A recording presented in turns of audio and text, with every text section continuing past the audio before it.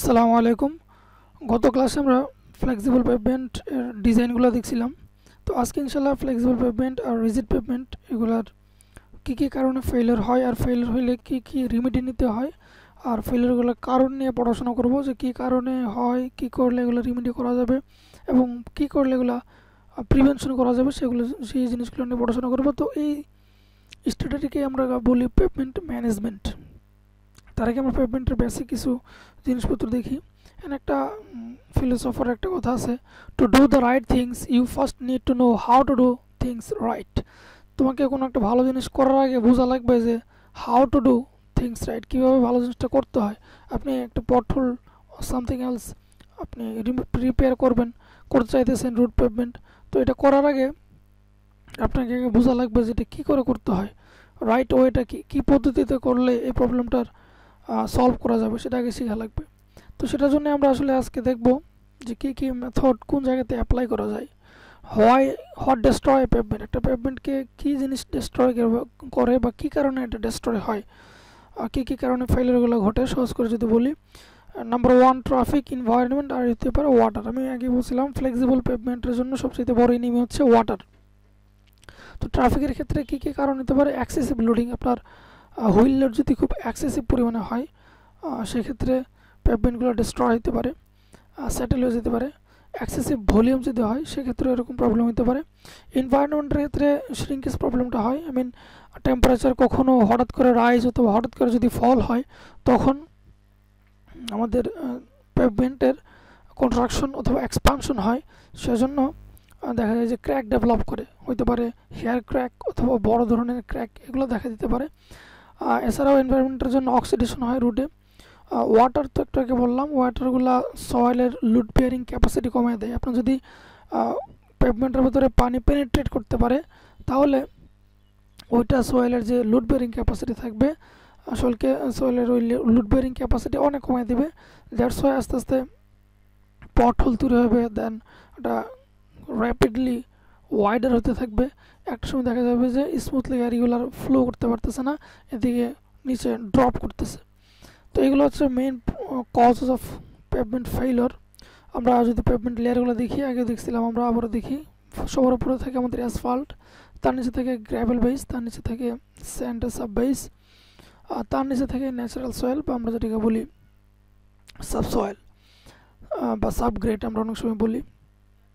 তো এই পেভমেন্ট লেয়ারগুলোতে আমরা সাধারণত এই অ্যাসফল্টের যদি কোনোভাবে পানি পেনিট্রেট করে তখনই প্রবলেমগুলো হয়। তো সেটা আমরা যদি একটু দেখতে চাই গ্রাফিক্যালি, যে পেভমেন্টগুলো আসলে কীরকমভাবে ডিস্ট্রয় হয়েছে, দেখেন এগুলো হেয়ার ক্র্যাকের মতো, বা অনেকে আমরা বলি ম্যাপ ক্র্যাকের মতো অনেকগুলো ক্র্যাক ডেভেলপ করছে। এই ক্র্যাকগুলো দ্বারা এই পানিগুলো আসলে নিচের দিকে পেনিট্রেট করে, আর পানি পেনিট্রেট করলেই রাস্তার কোয়ালিটি খুব র্যাপিডলি নষ্ট হয়ে যায়। আমরা আরও যদি কিছু প্রবলেম দেখি, এনভায়রনমেন্টাল কারণে দেখা যায় যে কোথাও হিবিং হচ্ছে, নিচের মাটিগুলো ফুলে যাইতেছে অথবা উপর দিকে চলে যাইতেছে। অনেক সময় এক্সপানসিভ সয়েলের উপর আমরা রুট কনস্ট্রাক্ট করলে মাটিগুলো এক্সপান্ড করে বা ভলিউম এনহ্যান্স হবে, বৃদ্ধি পায়। অনেক সময় টেম্পারেচার রাইজ ফলের কারণে এরকম ট্রান্সভার্স বরাবর বা লংজিটিউডিনাল বরাবর ক্র্যাক দেখা দেয়। এটা হইতে পারে স্মল ক্র্যাক অথবা ওয়াইডার ক্র্যাক। দেন এনভায়রনমেন্টের কারণে আমরা যদি আরও কিছু প্রবলেম দেখি, আমাদের এই যে পেভমেন্টগুলো আরও যদি দেখেন, যদি টেম্পারেচার ফ্রস্ট অ্যাকশন হয় আর সূর্য আলোক পড়ে তখন দেখা যাবে যে একটা থেকে ডিসপার্স হয়ে যাচ্ছে। আবার যদি ফ্রস্ট বা বরফ যদি পড়ে ওই রাস্তাগুলোতে একটার সাথে কন্ট্রাক্ট হয়ে যাচ্ছে। তো এই প্রবলেমগুলো সাধারণত এনভায়রনমেন্টের কারণে হয়। তো এই জিনিসগুলোর কারণে আমরা পেভমেন্টের উপর থেকে কীরকম দেখতে পারি, এই যে দেখেন, আপনি যদি একটা লেভেলিং ইনস্ট্রুমেন্ট রাখেন দেখবেন যে এই কন্ট্রাকশন আর এক্সপানশনের কারণে মাঝখান দিয়ে এরকম ক্র্যাক ডেভেলপ করছে। আর যে জায়গাতে ক্র্যাক হয় সেই জায়গাতে যেহেতু লুড বেয়ারিং ক্যাপাসিটি কম, ওই জায়গাগুলোতে সেটেলমেন্ট হওয়ার কারণে নিচে একটু লোয়ারিং হয়ে যায়। তো এই রুট দিয়ে যখন একটা গাড়ি যাবে তখন একটা শেক বা একটা ঝাঁকুনি ক্রিয়েট হবে, যেটা ড্রাইভারের জন্য ইনকনভিনিয়েন্ট, প্যাসেঞ্জারের জন্য ইনকনভিনিয়েন্ট। তো সেজন্য এগুলো রিপেয়ার করতে হয়।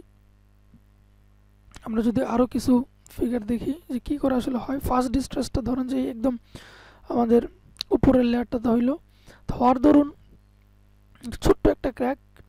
তো এই ক্র্যাক থেকে যেহেতু এটা ডিস্টর্ট হয়ে গেছে বা সেপারেট হয়ে গেছে একটা একটা থেকে, সেজন্য এটা লোড বেয়ারিং ক্যাপাসিটি অনেক কমে গেছে। এবং এই জায়গা থেকে এখন পানি পেনিট্রেট করবে। পানি পেনিট্রেট করলে দেখেন এদিকে পানি পেনিট্রেট করতেছে। পানি পেনিট্রেট করে নিচের যে সব বেস এবং ন্যাচারাল সয়েল সারফেস আছে সেগুলোর মধ্যে একটা স্যাচুরেশন কন্ডিশন তৈরি করবে। এই যখন এই জায়গাতে পানি ঢুকলো, এদিকের সয়েলের বেয়ারিং ক্যাপাসিটি কমে গেল, তখন এই জায়গার যে পেভমেন্টের উপরের লেয়ার, সেই লেয়ারটা আস্তে আস্তে সেপারেটেড হয়ে যাবে, বা আমরা যেটিকে বলি সেগ্রিগেট হয়ে যাওয়া শুরু করবে এবং ক্র্যাক করবে, এদিকে আস্তে আস্তে ভাঙতে থাকবে। এর ধরুন একটা হোল বা গর্ত তৈরি হবে, যেটাকে আমরা বলি পট হোল। তো এটি হচ্ছে মেইন থিম, যে কী কারণে এই ডিস্ট্রাকশনগুলো হয়। তো যখন আরেকটা ক্র্যাক ডেভেলপ করলো, তখন দেখেন যে আগে ছিল একটা ক্র্যাক, মানে একটা ক্র্যাক থেকে আরও 3টা ক্র্যাক, এগুলো থেকে আস্তে আস্তে পানি আরও বেশি করে ঢুকতে থাকবে এবং রাস্তার কোয়ালিটি আরও নষ্ট করতে থাকবে। হোয়াট ডিস্ট্রয় এ পেভমেন্ট, আমরা যদি একটু ভালো করে দিকে দেখেন, প্রথমবার ছিল কিন্তু জাস্ট একটা, যদি কোনো কারণে পানি একটাতে ঢোকে তখন ওই জায়গা থেকে আরও কয়েকটা ক্র্যাক ডেভেলপ করে। Tight crack less than 1/4 inch in with, প্রথমে আমাদের ক্র্যাকটা ছিল খুব ক্ষুদ্র, কিন্তু এই ক্ষুদ্র ক্র্যাক আপনি যদি ইনস্ট্যান্ট রিপেয়ার না করেন বা সাথে সাথে যদি রিপেয়ার না করেন আপনি, তখন দেখবেন যে এই ক্র্যাকগুলো আরও বড় হচ্ছে। Open crack 1/2 inch or more in with আরও বেড়ে যেতে পারে। তো যখন এরকম 1/2 ইঞ্চ ক্র্যাক ডেভেলপ করবে, তখন পানিগুলো হিউজ পরিমাণে পেনিট্রেট করবে। Water enters unsealed crack softening pavement and causing secondary crack, এর ধরুন সেকেন্ডারি আরও ক্র্যাক দেখা দেবে, আশেপাশের লোকেশনগুলোতেও ক্র্যাক দেখা দেবে। Pavement travels and ইরোডস along open crack causing deterioration, মানে এই যে সেকেন্ডারি পেভমেন্ট ক্র্যাক তৈরি হচ্ছে, এর কারণে আস্তে আস্তে এটা প্রোপাগেট শুরু করবে বা বৃদ্ধি পাওয়া শুরু করবে। এটা আস্তে আস্তে পুরো রাস্তাটাকে ডিস্ট্রয় করে দেবে, আস্তে আস্তে নষ্ট করে দেবে। আমরা সেজন্য সবচেয়ে বেস্ট ওয়ে হচ্ছে, যখন আমরা ক্ষুদ্র ক্ষুদ্র ক্ষুদ্র ক্র্যাকগুলো দেখব, তখন যদি রিপেয়ার করে নিই, সেক্ষেত্রে আমাদের কস্টিং অনেক সেভ হবে। পাশাপাশি এই ক্র্যাকগুলা আর সেকেন্ডারি ক্র্যাকের মধ্যে প্রোপাগেট করতে পারবে না, আরও বড় ধরনের ক্র্যাক বা পটহোলগুলো আর তৈরি হতে পারবে না। এর ধরুন আমাদের এই মেনটেন্যান্সের ধরুন রাস্তার লাইফ টাইম আরও অনেক বাড়ানো যাবে। আমরা যদি বিভিন্ন ধরনের পটহোলের কথা আমি একটু বলতেছিলাম, তো পটহোলগুলোকে রিপেয়ার করার বিভিন্ন ধরনের পদ্ধতি আছে। আমি যদি আপনাদের কিছু পদ্ধতি দেখাই। In 2014, we repaired over 65,000 potholes, as well as continuing our extensive resurfacing programme. We repair potholes in 3 different ways. A cold mix is only used as a temporary or emergency repair in busy traffic areas. The ready mix is compacted by hand and hardens as vehicles drive over it. We will then return to carry out a permanent repair when it is safe. A hot mix repair is our standard permanent repair. The pothole is cut out, cleaned and primed with a special solution before being filled with hot bitumen and compacted with a machine. The jet patcher is a special vehicle which cleans out potholes with an air jet before filling it with a ready mix solution. The repair is then compacted by a machine. This allows us to repair potholes quickly and cost effectively.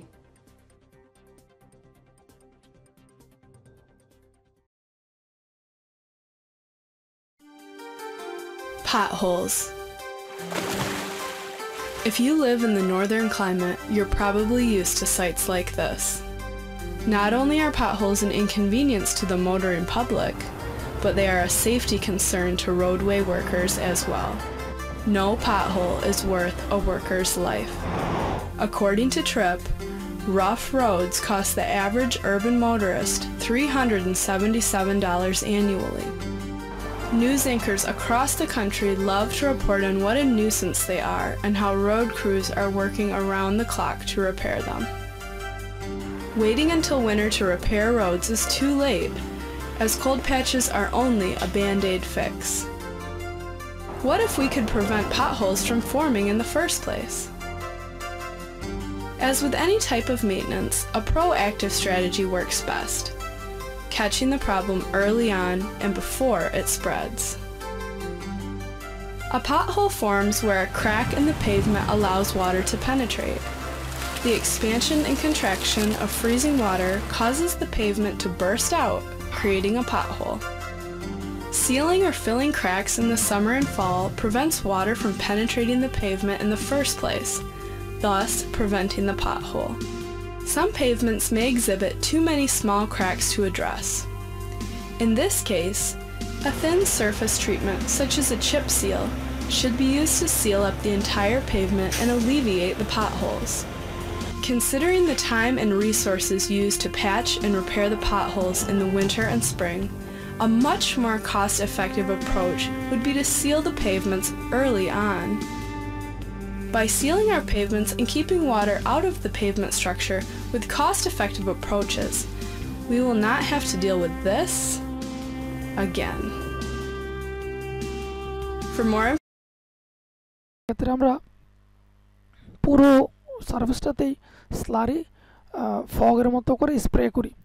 আচ্ছা, আমরা আরও যদি কিছু দেখতে চাই, ওভারবেন্ড crack ceiling আমরা একটু আগে দেখছিলাম। তো এটার ক্ষেত্রে কী করতে পারি, আমরা যদি একটা নির্দিষ্ট ওয়ে বরাবর থাকে সেক্ষেত্রে আমরা এই জায়গাটাতে আমরা স্লারি ইউজ করে সিমেন্ট, আর অনেক সময় আমরা সিমেন্টের স্লারি ইউজ করি, অনেক সময় আমরা বিটুমিনাস একটা থিন লেয়ার এখানে দিয়ে দিই, যাতে করে এই যে একটা ক্র্যাকটা যাতে আমরা কাভার আপ করতে পারি অথবা সিল করে নিতে পারি। ক্র্যাক ফিলিং ক্র্যাক যে হয়েছে আপনাদের এখানে দেখে একটা ইরেগুলার শেপের ক্র্যাক হয়েছে, তো ওইটাকে অনেক সময় যদি একটু বড় হয় আমরা তখন একটা নির্দিষ্ট শেপে করে কাটি, রেক্টেঙ্গুলার অথবা ট্রায়াঙ্গুলার করি। এখানে দেখেন আগে এরকম ক্র্যাক দেখা দিয়েছিল, দেন আমরা এটাকে ওই রেক্টেঙ্গুলার করে কেটে নিয়েছি, কেটে নিয়ে সমান করে একটা সিলার দিয়ে দিলাম আমরা, যাতে করে এই গ্যাপটা ফিল হয়ে যায়। সলিউশন অফ ক্র্যাক সিলগুলো সলিউশনগুলো কি, fills crack with asphalt sealant দ্বারা এটাকে এই ক্র্যাকগুলোকে ফিল করা লাগবে। Seals pavement from water and debris মানে ময়লা আবর্জনা, পানি এবং ময়লা আবর্জনা যাতে পেনিট্রেট করতে না পারে সেই ক্ষেত্রে সেটার জন্য আমরা এই ক্র্যাক সিলার ইউজ করি। লাস্ট 1 to 2 ইয়ার এগুলো প্রায় 1 থেকে 2 বছরের মতো এমনিতেই থাকবে এই সিলারগুলো। Used for discrete crack under 3/4 inch wide, মোটামুটি 3/4 ইঞ্চের মতো ওয়াইড যদি হয় ক্র্যাকগুলো সেক্ষেত্রে আমরা এরকম সিলারগুলো ইউজ করি। এখন ফক সিলগুলো একটু আগে আমি দেখাইছিলাম আপনাদের, যখন দেখবেন যে একদম ম্যাপ ক্র্যাকিং টাইপের, মানে খুব ক্ষুদ্র ক্ষুদ্র ক্র্যাক পুরো সার্ফেস জুড়ে আছে, তখন এরকম ফক সিল করা হয়। ফক সিলগুলো এই অ্যাসফল্টের মিক্সচারটাকে স্প্রে করে ফগের মতো বা কুয়াশার মতো। ফ্রক সিলগুলো ওই যে আমি যদি দেখাই, ওই যে এদিকে স্প্রে করতেছে, গ্রেভেল বেস আছে, তার উপরে অ্যাসফল্ট আছে, অ্যাসফল্টের উপরে যে ছোটো ছোটো ক্র্যাকগুলো তৈরি হয়েছে, তো ক্র্যাকগুলো টেস্ট করার জন্য এইভাবে ফ্রকগুলোকে সিল করা হয়। দেখেন আগে ছিল কিন্তু এরকম, যখন আমরা সিল করছি তখন উপরের দিকে চলে গেছে, এটা উপরে একটা লেয়ার পড়ে গেছে অ্যাসফল্টের। তো এইভাবে অ্যাসফল্টের একটা সিল যখন আপনি করবেন তখন আর পানিগুলো ভেতরে পেনিট্রেট করতে পারবে না, রাস্তা আর ফার্দার ডেস্ট্রয় হবে না। সলিউশন ফক সিলের কী করে করতে হয়, যে অ্যাসফল্টের ইমালশন সারফেসে দিতে হয়, এটাও প্রায় 1-2 বছরের মতো লাস্ট করে। Can not fill larger than hair line crack, যদি হেয়ার ক্র্যাক না হয়, মানে খুব ক্ষুদ্র ক্ষুদ্র যদি ক্র্যাক না হয় সেক্ষেত্রে আমাদের এটা দেওয়া ইকোনমিক হবে না, পুরো সারফেসে এরকম অ্যাসফল্টের ইমালশন দেওয়া ঠিক হবে না। Used for good to very good pavement, খুব ভালো পেভমেন্টগুলোর ক্ষেত্রে আমরা এরকম ফক সিল করি, কারণ এগুলোতে ভালোই কস্ট হয়। Can be use with chip seals, অনেক সময় চিপ সিলসও ইউজ করা হয়। Retards oxidation and binding hardening, এটার দ্বারা অক্সিডেশনটাও কমানো যায়, মাইনর সিলেন্ট হয়। আর চিপ সিলের ক্ষেত্রে অনেক সময় দেখা যায় যে শুধু এই ইমালশন না, একই সাথে কিছু চিপও দেওয়া হয়, উপরে একটা লেয়ার দেওয়া হয় চিপের, গ্রেভেল বেস, তার উপরে শুধুমাত্র আগে তো দিয়েছিলাম আমরা বিটুমিন অ্যাসফল্টের যে ইমালশন বা লিকুইড দিয়েছিলাম, তো এখন শুধু লিকুইড না, এখন এটার সাথে সাথে চিপও থাকবে। তো চিপ থাকার দরুন দেখেন যে মোটা একটা লেয়ার পড়ে গেছে উপরের দিকে। তো এটা করলেও আমাদের টপ যে সারফেসটা সেটা একটু হার্ডেনিং হবে এবং শক্ত হবে। দেখেন চিপ সিলে যে চিপগুলো আছে, চিপগুলো আস্তে আস্তে এখন ভিজিবল হচ্ছে। চিপ সিলে যে এই চিপগুলো আমরা দিছিলাম, চিপ সিল উইথ পোর এমবেডমেন্ট, এগুলোর সাথে বন্ডিংটা খুব ভালো হয় না। দেন আবার যদি আমরা একটা ইমালশন দিয়ে দিই চিপগুলোর উপরে, দেন ভালো করে একটা ওয়াটার টাইট পেভমেন্ট সারফেস তৈরি হবে, যার দরুন আমরা ওয়াটার পেনিট্রেশনকে রিটার্ড করতে পারবো। Liquid asphalt followed by aggregate chips, single ও ডাবল অ্যাপ্লিকেশন, সিঙ্গেল লেয়ার অনেক সময় দেওয়া হয়, ডাবল লেয়ার দেওয়া হয় অনেক সময়, এই চিপগুলোকে সিঙ্গেল লেয়ারে অথবা ডাবল লেয়ার দেওয়া হয়। Seals pavement from water and debris, water and debris থেকে এগুলা সিল করে। ইনক্রিজ সারফেস ফ্রিকশন, এই চিপ দেওয়ার কারণে আমরা যদি ইমালশন ইউজ করতাম সেক্ষেত্রে শুধু লিকুইড থাকতো, ফ্রিকশনটা তেমন ভালো হতো না, ব্রেকিং করলে ব্রেকিং এফিসিয়েন্সি দেখা যেত খুব বেশি ভালো না। তো চিপ ইউজ করলে ব্রেকিং এফিসিয়েন্সিটা ভালো হয়, ফ্রিকশনটা খুব বেশি হয়, যার দরুন এটা আমরা বললাম যে increase surface friction. Non structural non rut filling capacity last 3 to 6 year, আপনি যেখানে শুধু ইমালশন ইউজ করলে 1 থেকে 2 বছর যাইতো, আমরা এরকম সিল্কউড ইউজ করলে 3 থেকে 6 বছরের মতো মোটামুটি আমাদের চলে যাবে। তো এই ছিল মোটামুটি আজকের পড়াশোনা, বাকিটা ইনশাল্লাহ আমরা এর পরের দিন পড়াশোনা করব। সে পর্যন্ত সবাই ভালো থাকবেন। আসসালামু আলাইকুম।